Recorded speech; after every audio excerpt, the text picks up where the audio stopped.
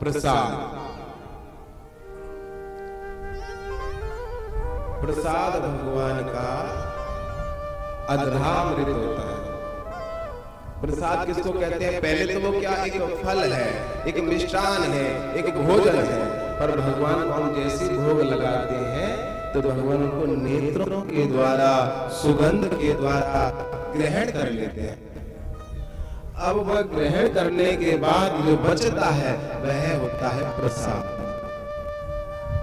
वही तो है प्रसाद जो भगवान ने भोग लगा लिया, और भोग लगने के बाद जो बचा वह प्रसाद। अब उस प्रसाद की ऐसी महिमा है जो आगे कथा के रूप में समझाएंगे।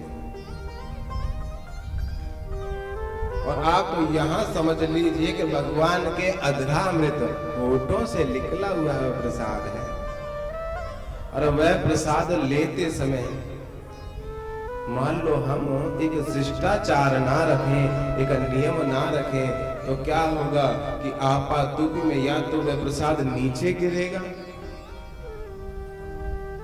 और या फिर इस लायक हो जाएगा कि ना तो तुम पा पाओगे और ना वह दूसरा। फिर प्रसाद क्या करोगे? कहीं भी, किसी भी जगह, किसी भी फेंक दोगे। प्रसाद पाने की जितनी महिमा है उतना ही अपराध लगता है प्रसाद का निरादर करने का। सत्यनारायण भगवान की कथा सबने श्रवण की होगी। ऐसा कोई व्यक्ति नहीं होता, प्राय कोई सज्जन व्यक्ति, धार्मिक व्यक्ति जिसने सत्यनारायण की भगवान की कथा ना सुनी।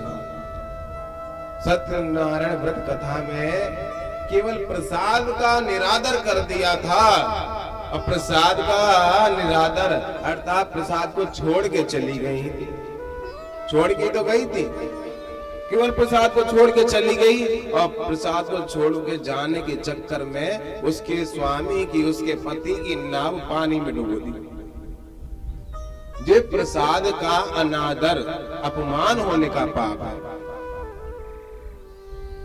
और मान लो हम लगे कि हमें भी दे दो, हमें भी दे दो। अब मिलना तो सबको ही है, क्योंकि भगवान की कृपा से भगवान के भंडारे में कभी तो कभी होती नहीं। ऐसा तो है नहीं कि तुम रह जाओगे और सामने वाला कोई 4-5 थैलियां ले जाएगा। परंतु अगर किसी भी कारणवश तुमसे प्रसाद का अनादर हो गया, अपमान हो गया, तो वह अपमान के फल स्वरूप तुम दंड के अधिकारी हो। इसलिए प्रसाद बहुत शांति पूर्वक लेना चाहिए।